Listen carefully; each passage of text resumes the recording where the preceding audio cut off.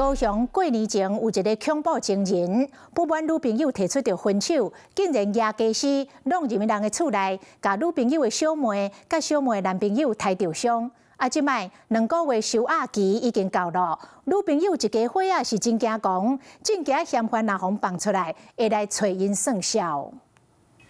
29名涉獵嫌犯，敢若是不滿和前女朋友分手，懷疑對方的小妹迫害感情，也假死入去人的厝內，攻擊前女朋友小妹甲伊的男朋友，造成2人受傷。當時有法院收押，即馬2個月羈押期滿4月7日到14會開庭審理，並且家屬煩惱審判的結果。他現在羈押時間已經快滿期了，其實我也蠻擔心的，因為他那時候真的是很恐怖。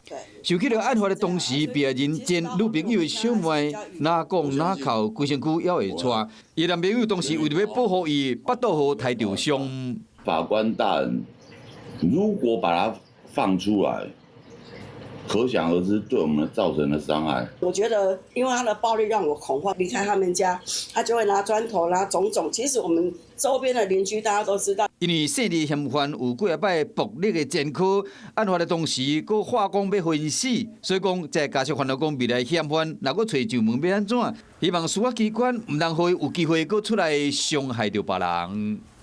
一旦有空窗期的時間，一定會再拿刀子過來，一定會看死我們。我是希望就是說，能羈押再羈押，羈押到他能被起訴，甚至就是服刑，千萬不能讓他出來。出來的話，一定會死傷可能會更多。沒事就好。